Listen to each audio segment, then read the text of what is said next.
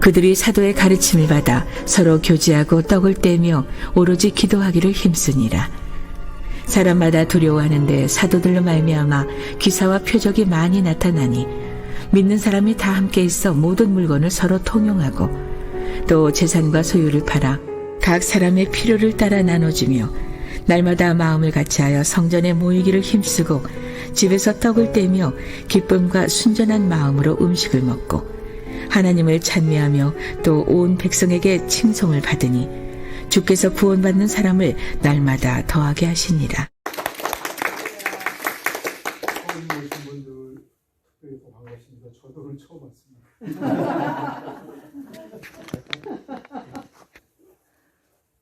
요즘 그 전 세계 유수가 되고 있는 러시아가 기독교를 받아들인 지가 꽤 오래된 건 아시죠? 네. 거의 그 초창기에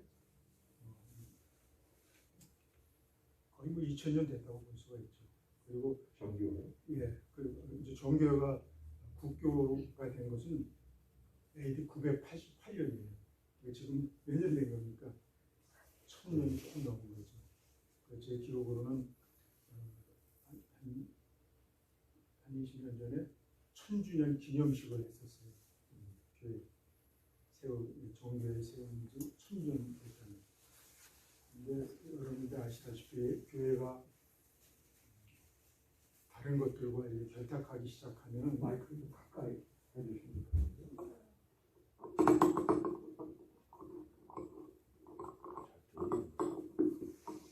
키가 크셔가지고 좀 빼야 돼요. 제 잘못입니다. 아니면 마이크를 손에다 대고 하시면 손에 힘이 없어. 우리 거네.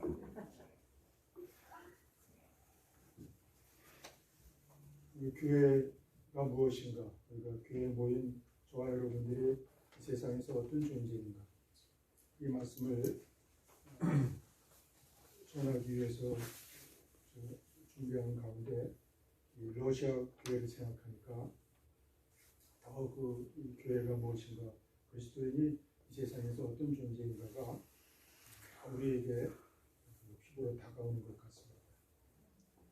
이스라엘은 BC 586년 남한국 유다가 바벨론에 의해서 나라가 다 무너지게 됩니다. 그리고 1948년에 다시 이스라엘이 건국하기까지 시간이 얼마나 걸렸죠? 예, 약 2530년이 조금 더 걸렸습니다. 나라 없이 모든 국민이 다 동서남북으로 흩어져 살았습니다. 지금 저 문제가 되고 있는 러시아에도 특별히 많이 살았죠. 그래서 48년도에 그 나라가 다시 건국될 때 러시아에서 많이 돌아왔습니다. 예수님 당시엔 로마의 식민지 가운데 하나였습니다. 백성들의 삶이 고단할 수밖에 없죠. 우리 한민족도 식민 경험이 있지 않습니까? 그래서 역사를 다른 민족들보다는 조금 더 알고 있습니다.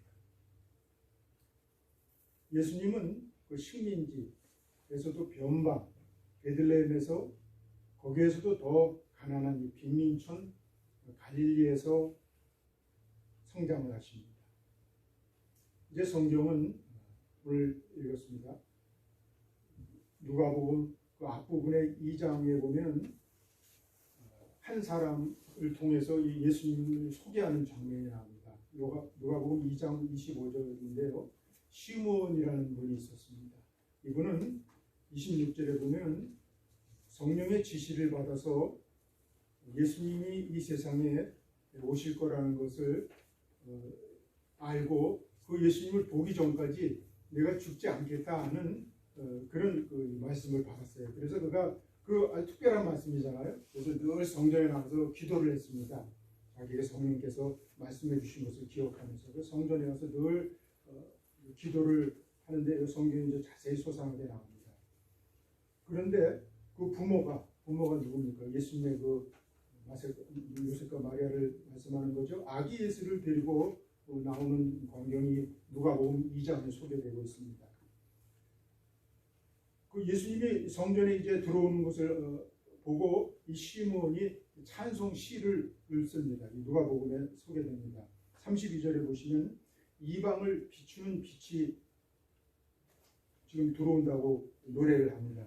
그래서 그 아기를 축복하면서 부모에게 그 아기의 장례를 이야기해 줍니다. 자기가 받은 거죠. 전에 34절에 나옵니다.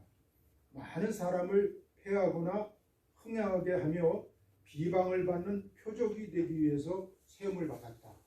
지금 어린 아기에게 그런 이야기를 하는 겁니다. 시므온이.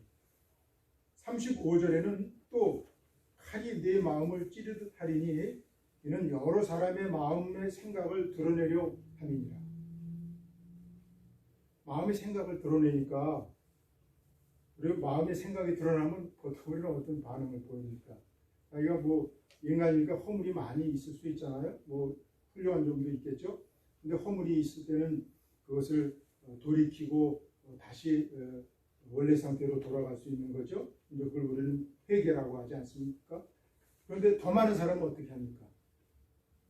부끄럽고 숨기고 싶죠. 그리고 그것을 가리우고 싶은 겁니다. 그리고 그것을 입을 막고 싶은 겁니다. 그러니까 어떤 문제가 생깁니까? 미워하고 결국은 죽이기까지 할 수 있는 겁니다. 그래서 예수님이 십자가에 올라가셨던 겁니다. 예수님의 어린 시절의 이야기는 더 이상 성경에 나오지가 않아요. 시간은 이제 바람처럼 막 흘러갑니다. 예수님의 이 공생애가 시작되죠. 예수님이 한 30쯤에 시작된 것으로 알려져 있습니다. 하나님의 아들로서의 표적과 기사를 보이십니다. 그래서 많은 사람들이 따라옵니다. 아주 특별한 일이 일어나니까요. 죽었던 자가 살아나기도 하고, 거의 뭐 다 죽어가는 사람이 살아나기도 하고, 선천적인 기형을 갖고 있는 사람이 고침을 받기도 하고, 지금까지 들어보지 못했던 말씀들을 하십니다. 예수님. 많은 사람들이 예수님을 따라 나섭니다. 9장 23절에 보시면은 지금 아까 시작할 때 읽으셨죠? 예수께서 모든 사람에게 말씀하셨다. 이제 따라오는 사람들에게 말씀하신 거예요. 나를 따라오려는 사람은 자기를 부인하고 날마다 자기 십자가를 지고 나를 따라오느라. 누구든지 제 목숨을 구하려고 하는 사람은 잃을 것이요, 누구든지 나를 위하여 제 목숨을 잃는 사람은 목숨을 구할 것이다. 사람이 온 세상을 얻고도 자기를 잃거나 빼앗기면 무슨 이득이 있겠느냐? 목숨을 구할 것이다. 사람이 온 세상을 얻고도 자기를 잃거나 빼앗기면 무슨 이득이 있겠느냐? 어떻게 하라는 말씀입니까?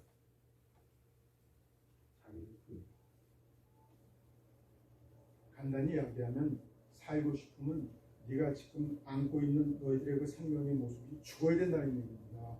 이게 사실 간단한 이야기 같지만 아주 많은 의미를 내포하고 있는 겁니다. 사실은 좀 특이하지 않습니까?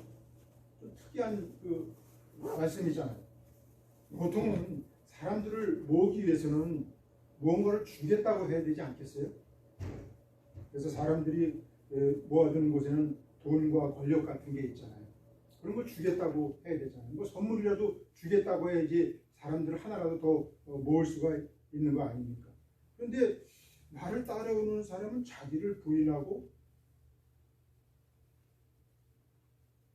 사실은 말입니다. 우리가 여기 교회에 앉아 있지 않습니까? 이거 우리 왜 모인 거냐면요, 알고 보면은 나를 부인하는 그런 결심과 결단을 하나님께 보이는 겁니다.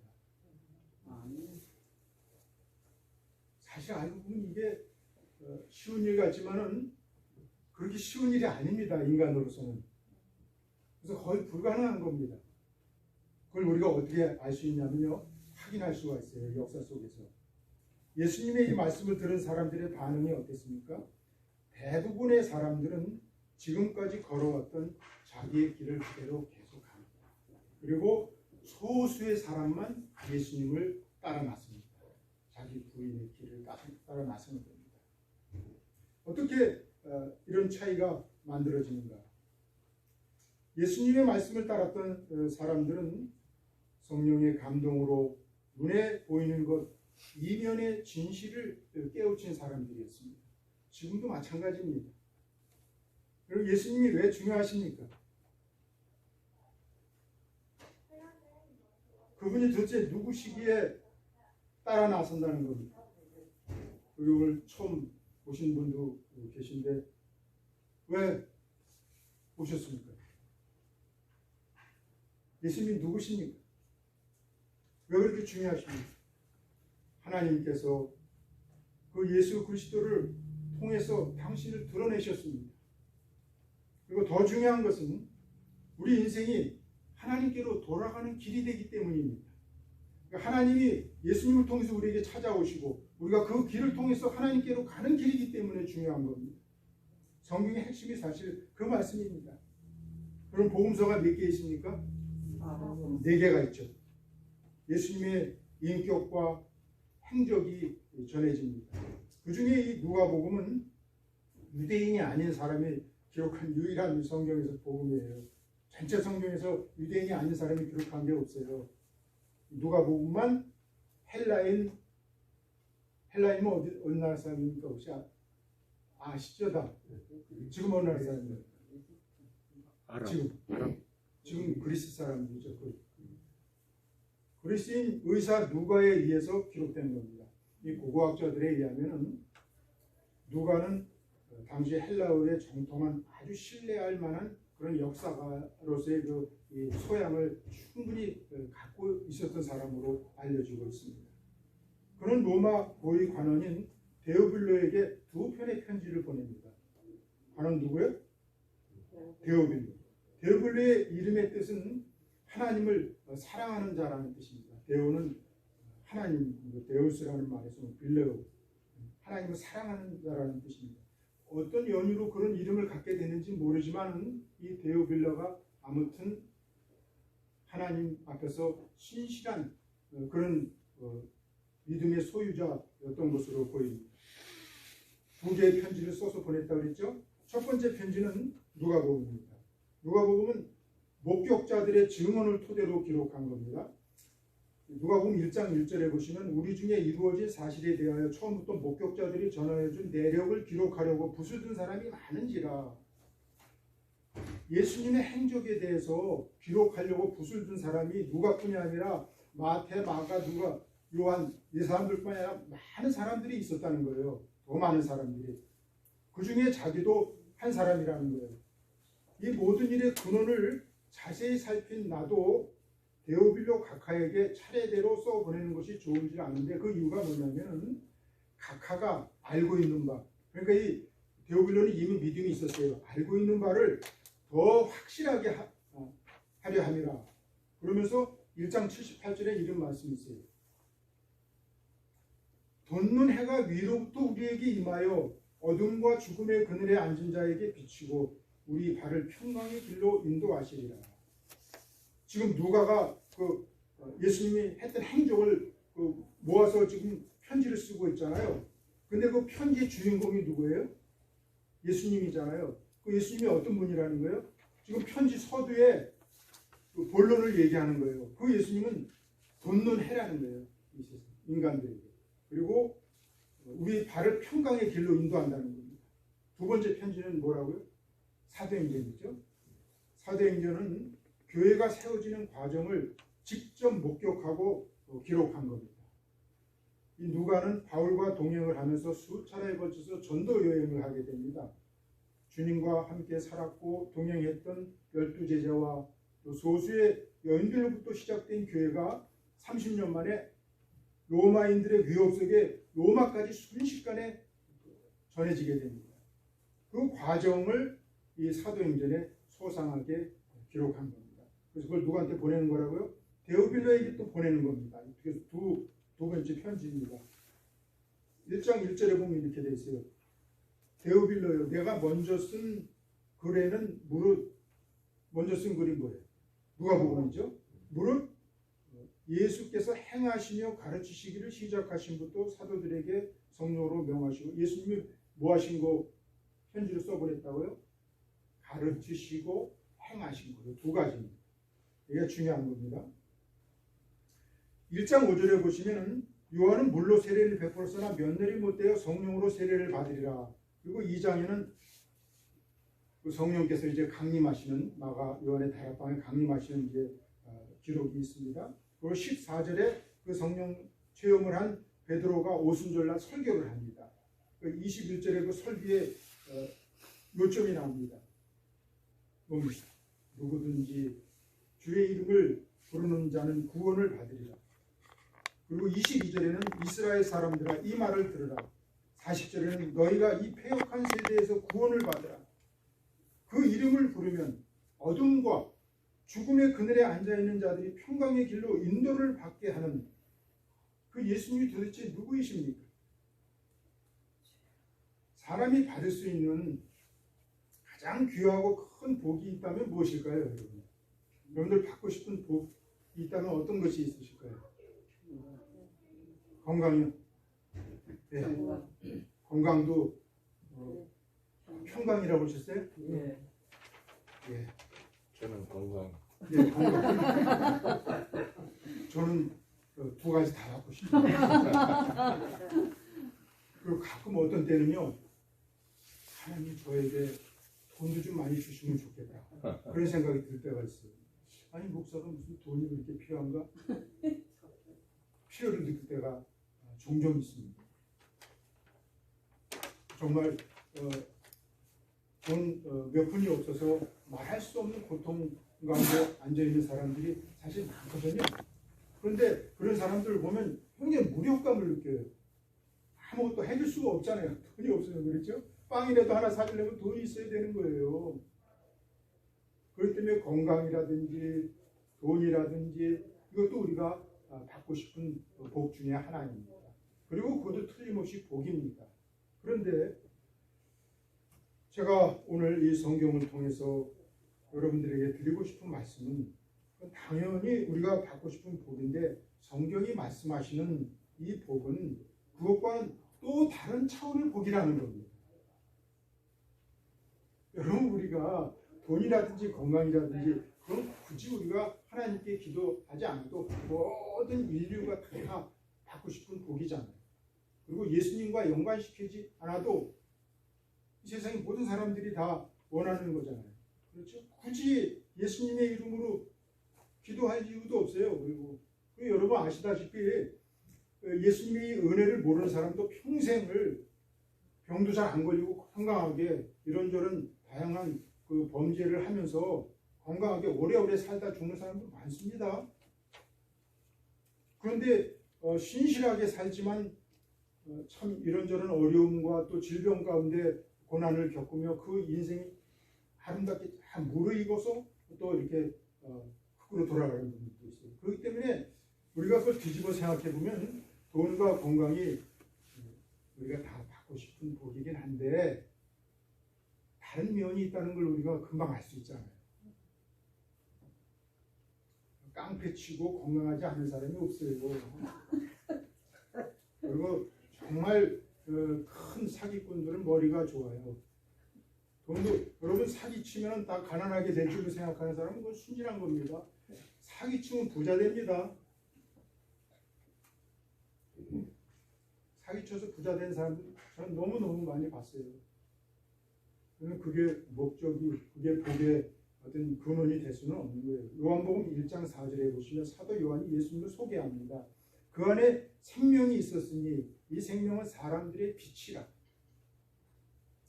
성경은 아무리 복음서를 봐도요, 예수님이 사람들에게 돈이나 건강이나 이런 거 주기 위해서 노심초사했던 적이 없어요. 건강 관심을 갖지 않았습니까? 그 뒤를 보세요. 그 사람들 다 결국은 또 다시 병에 걸려서 세상을 떠났습니다. 주님께서는 9장 5절에 스스로를 이렇게 얘기하십니다. 나는 세상의 빛이다. 나를 영접하면 내가 너희 안에 거하겠다. 이렇게 말씀하십니다. 여러분 생각해 보십시오. 나를 영접하면은 내가 그 안에 거하겠다는 말씀입니다. 여러분 다 영접하셨어요? 예수님을? 정말 예수님이 우리를 위해서 그리고 우리 가운데 또 나를 위해서 십자가의 그 순환의 길을 가셨다는 걸 다 믿고 그 예수님을 주님으로 영접하셨습니까? 그 예수님이 어떻게 하시겠다 그랬어요? 저 여러분 안에 계신다고 그랬잖아요. 어떻게? 우리가 알고 보면 되게 비싼 겁니다. 우리가 굉장히 존귀한 존재입니다. 빛을 모신 사람들입니다. 그래서 한 영혼을 천하보다 귀하게 여기셨던 겁니다. 2021년 작년 한국 갤럽이 비종교인들의 종교 호감도를 조사해서 발표를 했습니다. 어떤 종교에도 호감이 없습니다. 61%. 불교에 호감이 있습니다. 20%. 천주교에 호감이 있습니다. 13%. 개신교에 호감이 있습니다. 6%. 개신교를 좋아하지 않는 이유를 물었습니다. 첫째, 폐쇄적으로 자기들끼리만 행복해한다. 둘째, 상식적이지 않다. 셋째, 예수 믿는다는데 예수적인 삶의 모습이 안 보인다. 저는 그 뉴스, 흘러나오는 뉴스를 보면서 아니 저 사람들이 혹시 내 안에 계신 빛을 볼 수 있는 안목이 없는 것인가? 혹은 내 안에 비치신 예수님이 나도 모르는 사이에 떠나셨나? 여러분 지금 이 형편이 어떻게 된 것 같습니까? 우리가 왔다 갔다 하시는데 우리가 이런 상황에 몰리면 근본을 돌아봐야 됩니다.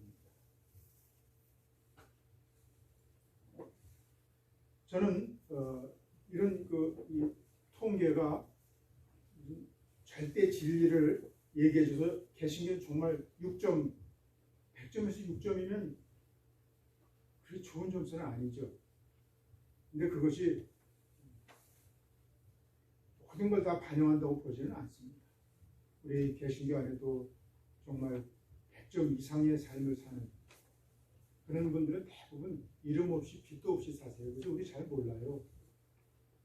그런 분들이 이름 없이 빛도 없이 사시기 때문에 이 세상에 많이 계시지만 우리는 몰라요.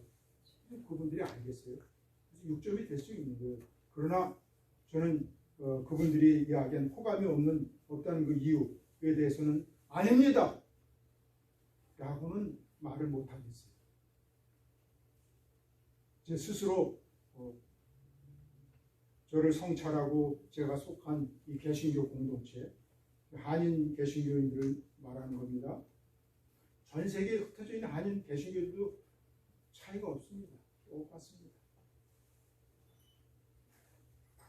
선교학자가인데 호켄다이크라는 분이 있는데 이런 이야기를 합니다. 그의 책에서 선교란 매력이 감염되는 것이다. 매력이라는 게 뭡니까? 끄는 힘 아닙니까? 세상이 말하는 행복의 조건이 없는 것 같은데 저 사람은 어떻게 저렇게 표정이 밝을까? 화가 날 것도 같은데 어떻게 저렇게 친절할까? 그 살아가는 모습에 색다른 매력이 있습니다. 그래서 사람들이 묻습니다. 아니 사람이 어떻게 그럴 수가 있어요? 글쎄요, 제가요. 그가 그리스도임을 알게 되면 아, 그래서 그랬구나. 그래야지 선교가 된다는 겁니다. 예수님과 제자들의 만남이 얼마나 강렬했습니까? 성경은 교회를 우리 몸에 비유합니다. 교회 하면은 보통 이 건물을 연상하잖아요. 근데 사실 이 교회는 이 건물은 교회당이죠. 사실 교회는 이게 예수님을 받아들인 사람들의 모임. 그래서 교회라는 말 자체가 이 세상에서 불러내가지고 그 불러냄에 응답한 사람들의 모임 그런 뜻입니다. 에클레시아. 그러니까 안에 있는 거 밖으로 끄집어낸다는 뜻이죠. 제가 뒤에 다시 설명드립니다만 설교가 그런 겁니다. 설교를 영어로 이제 뭐 강해라는 말 쓰죠. 그게 익스포지션이 성경의 안에 있는 메시지를 끌어내서 지금 우리가 사는 이 세상과 이게 연결을 시키는 거예요. 그게 설교자들이 하는 역할이죠. 그래서 설교자들에게 필요한 게 두 가지가 있습니다. 성경에 대한 깊고 넓은 전반적인 이해력, 그리고 이 세상에 대한 이해력. 이 두 가지가 있어야 됩니다. 이 두 가지가 잘 균형 있게 어느 정도 수준까지 이해가 안 되면은 사실은 설교가 되기가 어려운 겁니다. 그래서 쉽지가 않습니다, 사실. 그러면서도 쉬운 말로 이 작업을 해내야 되는 겁니다. 이 세상에 살지만 우리의 시민권은 하나님 나라에 있다고 성경이 말씀합니다.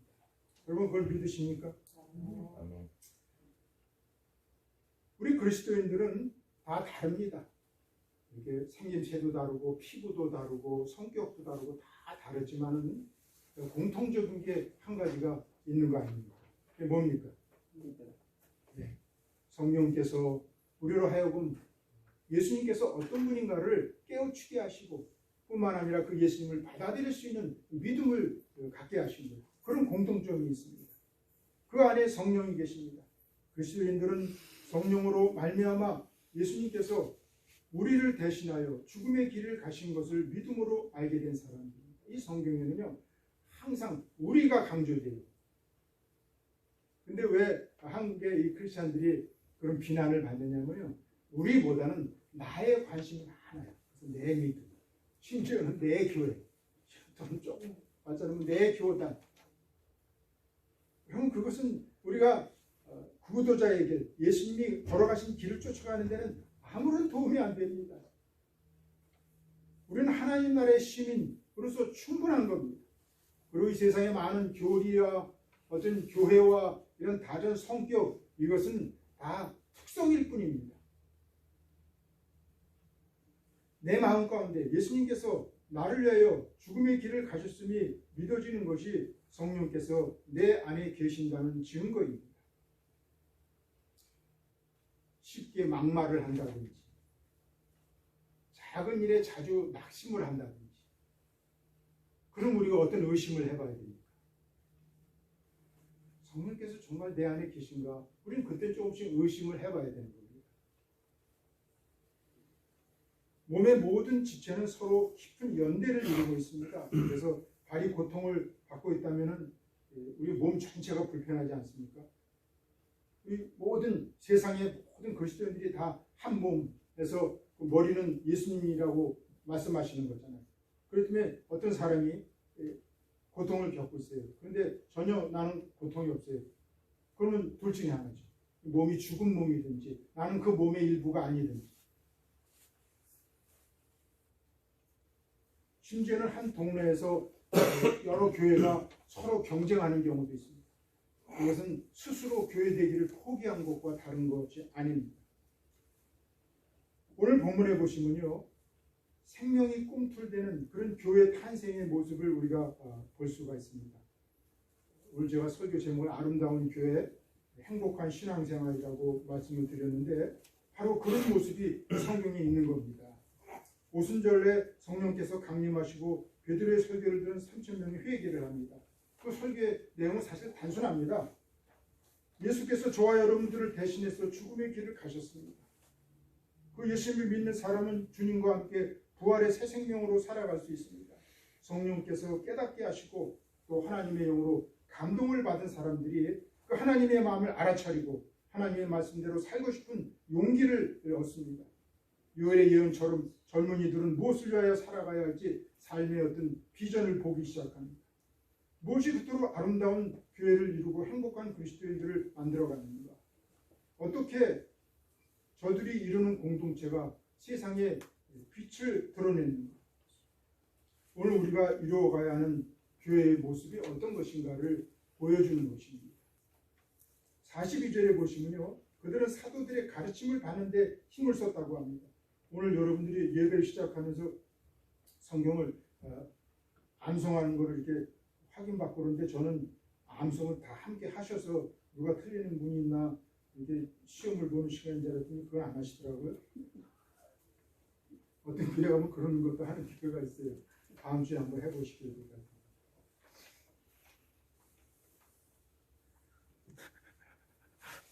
그런데 여기서 이분들이 공부했다는 것은요, 사실 지금 우리가 이 갖고 있는 성경을 이렇게 펼쳐가면서 여기 무슨 말씀이 있고 저기 무슨 말씀이 이렇게 공부했다는 그런 말씀이 아닙니다.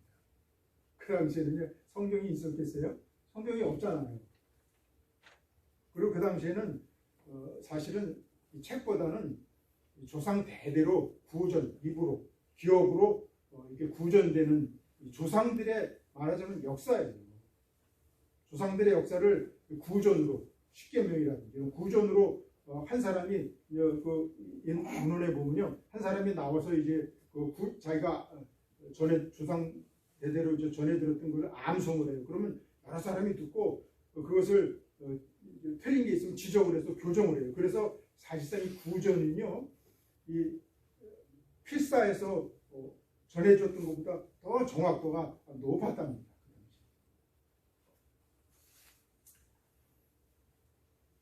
조상들의 삶에 담긴 하나님의 메시지였습니다. 대를 이어 암송되고 또 예수님과 함께했던 제자들의 생생한 체험담, 이 두 가지가 이제 그들의 그 어떤 모여서 했던 공부의 내용들입니다. 나라의 주권을 잃고 흩어진 조상들의 실패담을 통해서 죄와 유혹을 이길 수 있는 지혜를 얻었습니다. 그리고 저들을 연단하시고 새로운 삶으로 인도하시는 하나님의 섭리를 배웠습니다. 그리고 고단한 삶의 현실에서 다시 일어설 용기를 얻었습니다. 하나님의 말씀이 유한한 삶을 넘어서서 하나님의 나라를 바라보는 안목을 갖게 했던 겁니다. 하나님의 말씀이 세상을 창조하시고 또 치유하고 깨우치시고 또 하나님이 뜻 가운데로 이끌어가는 그런 능력으로 저들에게 가까이 있었던 것입니다. 시편 119편에 보시면요, 시인은 하나님의 말씀은 우둔한 우리 속에 빛을 가져온다고 하셨습니다. 그래서 하나님의 말씀을 자주 이 세례를 받으면은 우리가 빛 가운데 걸어갈 수 있는 힘을 얻을 수 있다는 겁니다. 나의 행보를 주의 말씀에 굳게 세우시고 아무 죄악이 나를 주장치 못하게 하소서. 그리고 디모데후서 3장에 보시면요, 이 하나님의 말씀이 모든 성경 하나님의 감동으로 된 것으로 교훈, 책망, 바르게 함, 의로 교육하기에 유익하다 하는 말씀하셨습니다. 그래서 암송을 하면 더없이 얼마나 좋으시겠어요? 성경은 사람을 온전케 변화시켜 갑니다. 선한 일을 하도록 준비시킵니다. 그런데 여기서 중요한 게 있습니다. 이 성경을 공부하는 마음 자세입니다. 이게 얼마나 중요한가 하면요, 디모데후서 3장 7절에 나와요. 우리 그리스도인들에게는요, 열심히 있는 것도 필요하겠지만 열심보다 더 중요한 게 있습니다. 진실함입니다. 디모데후서 3장 7절에 보시면요, 항상 배우나 끝내 진리의 지식에 이를 수 없느니라. 세상에 이렇게 억울한 일이 어디 있습니까? 항상 배우는데 끝내 진리의 지식에 이를 수 없답니다. 왜 이런 일이 일어납니까? 바울이 에베소 교회에 보낸 편지의 그 이유를 소상히 밝힙니다. 에베소 4장 5장에 보시면 새 사람을 입었는데 옛사람의 구습을 따라갑니다. 그리고 사람의 속임수와 간사한 유혹에 빠져서 온갖 교훈의 풍주에 밀려서 요동을 합니다. 그러면서 성경을 암송해라 그러지 않고 뭐라고 말씀하셨습니까? 빛의 자녀들처럼 행하라고 하셨습니다. 그래서 이게 머리로만 될 수 있는 건 없습니다. 발을 옮겨야 되는 겁니다. 손을 움직여야 된다는 것을 알 수가 있습니다. 바울이 3차 여행 후에 에베소에서 그 장로들을 불러서 하는 그 설교가 있습니다. 아주 유명한 설교인데요. 사도행전 20장 3절에 30절에 보시면 여러분 중에서도 제자들을 끌어 자기를 따르게 하려고 어그러진 말을 하는 사람들이 일어날 줄을 내가 아노라. 이게 지금 성경이 처음에 기록되기 시작한 초창기 이야기 아닙니까? 그때도 이미 그런 일이 있었고 지금은 어떻습니까? 지금 이 세상에 거짓말이 차고 넘칩니다. 어그러진 말이 이 세상에 차고 넘칩니다. 그래서 그 홍수에 실려 내려가는 사람들 보는 거 어렵지 않습니다. 정말 많은 영향력을 미치는 이 어그러진 말들은 대부분 무엇을 많이 인용합니까? 성경을.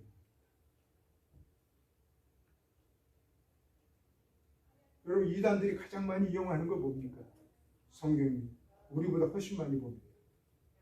입만 열었다 하면 성경 구절 갖다 댑니다. 왜 문제가 생깁니까? 오늘 제가 그 말씀을 드리려고 합니다. 하나님 말씀을 듣는 데는 두 자세가 가능합니다. 첫째, 이거를 제가 사전을 찾아봤어요. 이걸 뭐라고 그러나 우리말에서는. 근데 그냥 주해라고 그러더라고요. 엑세지세스라는 건데 이 이제 우리가 신학교에서 이 공부를 할 때 해석학을 할 때 배우는 거예요. 근데 흔히 쓰는 말은 아닌데 이런 뜻입니다. 설명을 드리면 쉽게 아실 수 있어요. 성경 전체 문맥의 뜻을 해석하고 저자의 의도를 파악해서 그것을 현재 상황에 적용을 시키는 겁니다. 성경을 기준으로 삼고 자기의 삶을 성경에 의해서 조율을 하는 겁니다. 사실상 조율을 당하는 겁니다. 내가 성경에서 내 삶이 읽혀져야 되는 겁니다. 이때 말씀은 우리의 삶을 변혁시키는 능력으로 영향을 주게 됩니다. 우리에게. 그리고 우리 삶을 어떤 때는 전복을 시키기도 하고 그리고 다시 일어나서 새로움을 향해서 나아가기도 합니다. 그리고 자기 성찰의 길로 우리를 이끌어갑니다. 그러므로 무사한 일을 추구하는 이들에게는 거북스럽습니다. 시편 19편 7절 8절에 보시면요. 여호와의 율법은 영혼을 소송케 하고 우둔한 자를 지혜롭게 하고 눈을 맑게 한다는 말씀이 있습니다. 이 방향으로 성경에 다가가는 사람, 성경을 듣는 사람에게만 오는 은혜입니다. 두 번째는요.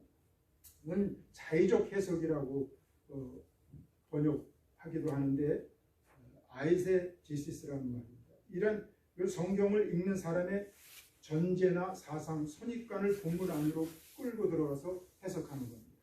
어떤 주제를 정하고 이를 뒷받침하는 성경의 구조를 찾아 그 주제의 정당성을 주장하는 데 사용합니다. 성경의 본래 의미는 사라지고 왜곡될 가능성이 매우 높습니다. 욕망을 응원하기 때문에 마음에 부담이 없습니다.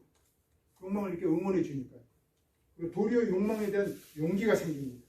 계속 이렇게 해야 되겠다. 그런데 이 길에서 주님의 뜻을 만날 수는 없는 겁니다. 성경이 편견과 이기심을 더 강화시키거나 정당화하는 도구로 사용될 수 있습니다. 시간이 갈수록 종교 용어에 익숙한 사람은 될 수 있어도 그리스도인의 삶에는 다가가기 어렵게 됩니다. 사도 바울은 디모데후서 4장 3절에 그래서 이렇게 권면합니다. 사람이 바른 교훈을 받지 아니하며 귀가 가려워서 자기의 사역을 따를 스승을 많이 두고 허탄한 이야기를 따르리라. 그 예수님 말씀 뭐라고 하셨습니까? 아까 나를 따라오려거든 어떻게 알았습니까? 자기를 부인하고 자기 부인이 없으면 자연스럽게 말씀을 왜곡한다는 것을 알 수가 있습니다. 여러분 우리 건강하고 싶잖아요. 다.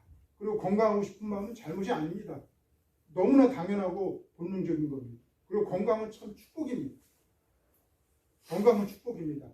그런데 사실 때로는 질병이 더 큰 축복이 될 수도 있습니다. 말할 수 없는 고통을 겪다가 정말 인생이 아름답게 무르익어서 흙으로 돌아가는 사람이 있습니다.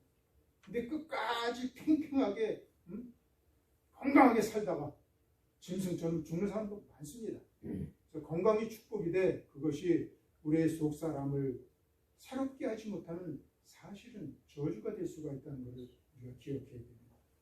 돈도 마찬가지죠. 똑같죠. 공부도 마찬가지입니다. 이사야서 30장 10절에 보시면요. 백성들이 이사야에게 이런 요구, 아주 이상한 요구를 합니다. 이사야 30장 10절이에요. 그들이 선지자들에게 이르기를 우리에게 바른 것을 보이지 말라. 이게 무슨 말입니까? 지금 제가 여기서 성경을 강의를 하려고 하는데 당신이 받은 말을 하지 말고 우리가 듣고 싶은 말만 해달라는 겁니다. 우리에게 부드러운 말을 하라. 거짓된 것을 보이라. 이에 대해서 하나님의 응답이 12절에 나옵니다. 너희가 허망한 것을 의지하니 순식간에 무너지는 같이 되리라.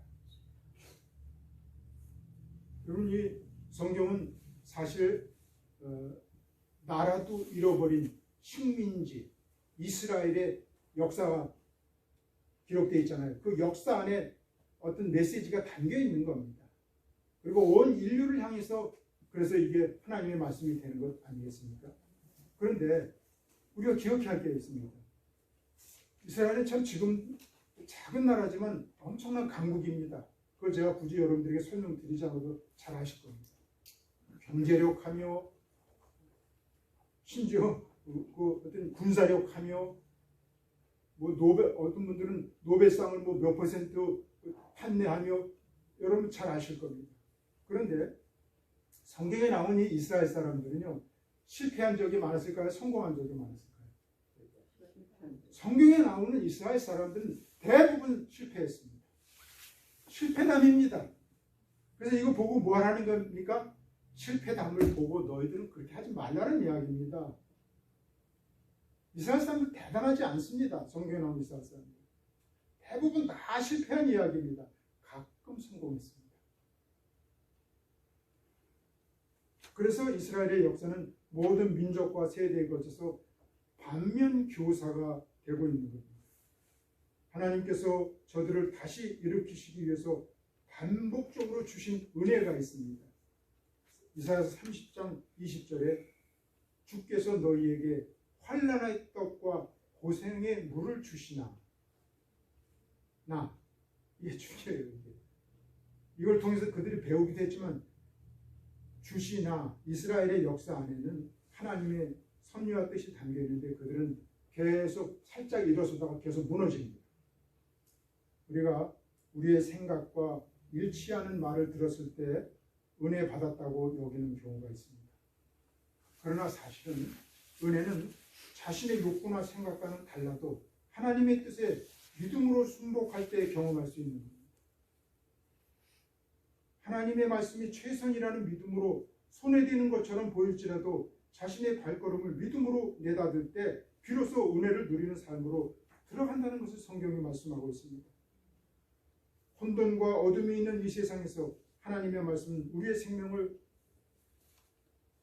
이끌어가는 지팡이와 막대기가 되시는다고 말씀합니다. 하지만 이 말씀을 오해하는 더 심한 늪에 빠지는 형편이 될 수 있음을 알 수가 있습니다. 초대교회가 아름다울 수 있었던 것은 그들은 이제 처음이기 때문에 이런 어둠의 세력이 틈탈 기회가 없었던 겁니다. 사실은. 그래서 우리가 알다시피요, 이 초대교회가 지금 아름답게 정말 여기 읽어보면 천국이에요. 이 교회는 세상이 아니에요. 왜 제가 천국이라고 말씀드리는지 짐작하세요? 자기 재산을 팔아다가 가난한 사람들 다 나눠주니까 가난한 사람들이 없었어요. 천국 아닙니까 거기? 그 사람들이 물질만 평등하게 공급을 받은 게 아니라 얼마나 그 마음에 감사와 기쁨이 넘쳤겠습니까? 천국이었던 겁니다. 그리고 곧 그들에게 어떤 일이 닥칩니까? 그들에게는 불같은 시험이 다가옵니다. 그래서 이스라엘 백성들이 동서남북으로 온 세계에 흩어진 겁니다. 살 수가 없었기 때문에. 성경에는 하나님의 정의를 요구하는 억울한 이의 비명이 있습니다. 힘겨운 처지에 빠진 사람들이 부르는 희망의 노래가 있습니다. 인간의 비열함과 음모가 빚어낸 악의 현실이 있고 그것을 선으로 바꾸시는 하나님의 능력이 있습니다. 그래서 하나님의 말씀을 들으면 용기가 생깁니다. 여러분, 누군가가 강자의 편만 들고 아무리 선해도 그 사람이 다시 일어설 수 있다면 희망이 안 생기잖아요. 행복한 신앙생활에 이르는 길은 말씀에 대한 자세에 달려있다는 것을 알 수가 있습니다. 왜냐하면 사람이 이 손과 발로만 사는 게 아니잖아요. 사람이 머리로 사는 거 아닙니까?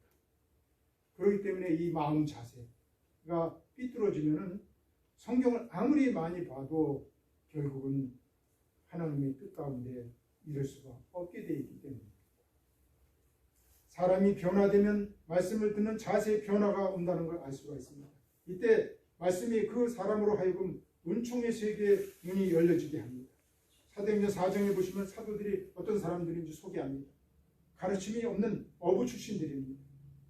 공회원들이 베드로와 요한을 보니 학문이 없는 범인이었다고 성경이 소개하지 않습니까? 그런데 배우는 사람들은 예루살렘 사람들입니다. 유식한 예루살렘 사람들이 무식한 어부 출신의 제자들에게 배우기 위해서 겸손히 머리를 숙입니다. 어떻게 그게 가능했습니까? 자기를 부인하는 길로 발걸음 옮기기 시작이 되기 때문입니다. 사도들의 말이 아니라 사도들이 전하는 하나님의 말씀으로 받았기 때문입니다. 사도들은 주님의 삶과 죽음의 목격자였기 때문입니다. 그 말씀 앞에 자신을 낮추고 제한된 지식을 내려놓고 그때 그 말씀이 우리의 생명의 양식이 될 수 있는 겁니다. 고넬료는 점령군 로마의 백부장이었습니다. 당시로서는 높은 신분이었습니다. 그는 천사의 지시를 받아서 요바에 있는 베드로를 자기 집에 모셔다가 하나님의 말씀을 듣게 됩니다. 식구들을 모아서 기다립니다. 베드로가 집에 도착한다는 전가를 듣고 베드로를 맞이하는 모습이 사도행전 10장 25절에 이렇게 나옵니다. 코가 땅이 닿도록 절을 합니다. 그래서 베드로가 당황해가지고 하는 말이 있습니다. 일어나십시오. 나도 사람입니다. 고넬료는 베드로가 누구인지 몰랐습니다. 직업이 뭔지도 몰랐습니다. 나의 신분 모릅니다. 고넬료가 아는 건 한 가지 있습니다. 이분이 하나님의 말씀을 전하기 위해서 자기에게 오고 있다는 겁니다. 그 말씀 앞에 선 고넬료의 마음 자세가 사도행전 10장 33절에 나옵니다. 주께서 당신에게 명하신 모든 것을 듣고자 하여. 여러분, 저는 여러분들에게 이게 한번 하나님 말씀을 전하고 떠나지만 여러분들이 꼭 아름다운 교회를 이루시고 행복한 신앙인들이 되시기를 바랍니다. 아멘. 그러기 위해서 이 말씀 앞에 바른 자세를 우리가 가져야 돼요. 그러면 여러분 보십시오. 지금 이 설교 시간은 특별한 이 성경을 강해를 하지만 하나님의 말씀은 이 안에만 갇혀 있을까요? 이 세상에 하나님의 말씀이 널려 있습니다. 그래서 그런 마음 자세를 가지면 이 자기 부인의 마음 자세를 가지면 사실은 신문을 통해서도 뉴스를 통해서도 하나님의 말씀을 들을 수 있는 거 아니겠어요? 그럴 수 있다고 성경이 말씀합니다. 말씀 앞에 겸손해질수록 은총의 세계가 열려지면 그렇다는 겁니다. 내 마음이 무엇을 향하고 있는가가 중요합니다.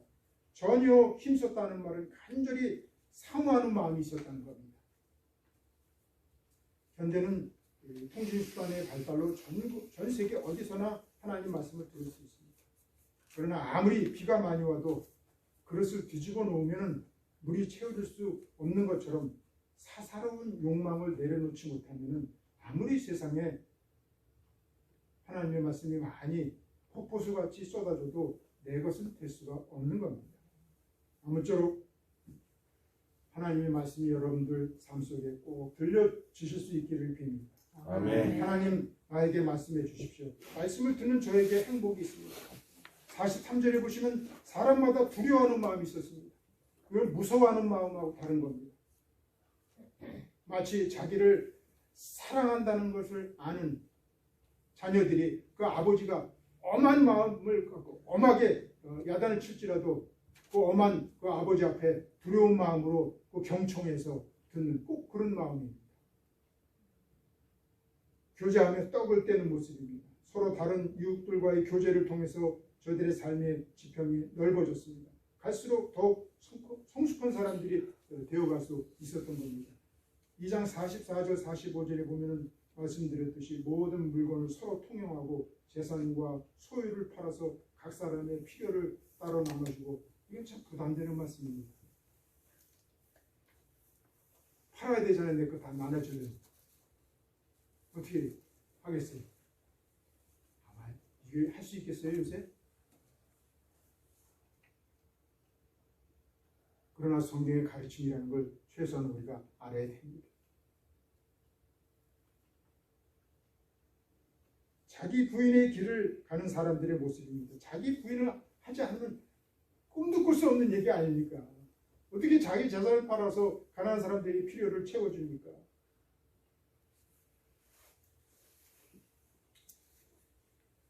천국은 침노하는 자의 것이라고 성경이 말씀합니다. 여러분, 가르치기는 하는데 가르치는 대로 살지 않을 때는 어떤 일이 일어납니까? 우리한테 조롱이 들려오죠. 뭔가 많이 가르쳐요. 거짓말하지 말라. 예수님의 이런 분이다. 자기 부인을 해야지. 결국은 살아나는 거다. 근데 자기는 안 그래요. 그럼 사람들이 뭐라 그랬어요? 돌아서서 조롱하죠. 그래서 조롱하는 겁니다. 조사하면 세상 사람들을. 누가복음 10장에 보시면요, 어떤 율법 교사와 예수님의 대화가 나옵니다. 10장 25절에 선생님, 내가 무엇을 해야 영생을 얻으리이까? 그러면서 자기는 사실상 뭔가를 많이 하고 있다고 생각해요. 나는 의롭게 사는데 무엇을 해야 구원을 얻을 수 있게, 지금 자기는 사실 부족한 게 없어요. 다 의롭게 살기도 하고 율법을 잘 지키기도 한다는 거예요. 근데 구원이라는 거, 그것도 하나 얹고 싶은 거예요. 그래서 뭔가 또 하나 할 거 있습니까? 이제 이런 질문을 하는 거예요. 율법에 무엇이라 기록되었느냐, 내가 어떻게 했느냐. 그러니까 율법 교사인 이 사람이 신명기 6장 5절로 대답을 합니다. 내 마음을 다해서 목숨을 다해서 힘을 다해서 하나님을 사랑하고 내 이웃을 내 자신과 같이 사랑하라 하였나이다. 자기 그렇게 하고 있다는 얘기죠. 그죠? 그걸 지키고 있다는 얘기예요. 그러니까 예수님 뭐라고 말씀하셨어요? 네 대답이 옳도다. 그래야면 내가 살리라. 인정해 주는 것 같은데 뒤에 보면 꼭 그렇진 않아요. 그 사람이 자기를 옳게 보이려고. 그래서 반전이 일어나죠. 그러면 내 이웃이 누구냐 이렇게 물어봐요.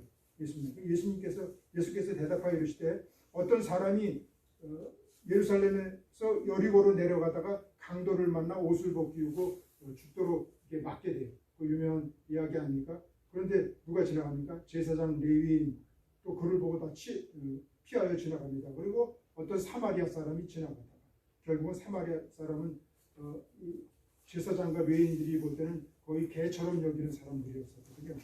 그런데 역사가 있습니다. 그걸 지금 다 말씀드릴 수는 없고요. 이르되 가서 너도 이와 같이 행하라 이렇게 말씀하십니다. 믿어라 이렇게 안 하시고 행하라 그러셨어요. 예수님. 그러면 우리가 기독교는 원래 믿음으로 하나님의 은혜를 믿음으로 구원받는 거 아닙니까? 예, 그렇습니다. 우리는 어떤 행함을 많이 쌓아가지고 구원에 이를 수 있는 그런 사람들이 아닙니다. 우리가 믿음으로 구원받는 거예요. 그런데 그 믿음이 정말 예수님을 믿는 믿음은 자동적으로 삶이 따라오게 된다는 겁니다. 그래서 믿음은 뭘로 검증된다는 겁니까? 행함으로 검증된다. 행함으로 구원받는다는 게 아닙니다. 그래서 내 믿음을 검증할 수 있다는 겁니다. 마태복음에 그 극적으로 설명해 주는 장면이 나옵니다. 마태복음 5장, 6장, 7장이 무슨 말씀인지 아시죠? 그 유명한 산상수훈 아닙니까? 7장 21절에 그 모든 산상수훈을 결론으로 마무리를 합니다. 나더러 주여 주여 하는 자마다 천국에 들어갈 것이 아니요 다만 하늘에 계신 내 아버지의 뜻대로 행하는 자. 22절에 많은 사람이 내 이름으로 선지자 노릇하고 귀신을 쫓아내고 주의 이름으로 권능을 행하지 아니하였나. 그때 내가 그들에게 밝히 말하되 내가 너희를 도무지 알지 못하니. 우리는 다 이 세상을 떠나게 되어 있습니다. 시편에 보면요, 우리는 어떤 존재입니까? 마치 바람 같은 존재라는 말씀이 있습니다. 바람이 시간이 지나면 불어서 그냥 지나가 버리잖아요. 그런데 마태복음을 보시면요, 그런 존재가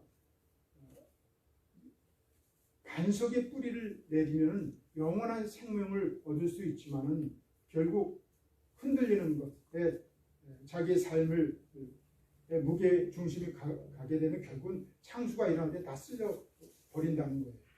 그렇기 때문에 삶이 함께 공존하지 못했던 헛된 믿음은 결국은 비극적인 종말을 맞이하게 된다는 말씀입니다. 어리석은 사람 같으니 심히 무너짐이 있으리라는 그런 말씀입니다. 지혜로운 사람은 자기를 부인하고 생명 길을 갑니다. 어리석은 사람은 자기를 더 크게 하려고 욕망의 열차에 삶을 맡깁니다. 행복한 신앙생활은 어떻게 가능합니까? 내 발을 옮길 때 가능합니다.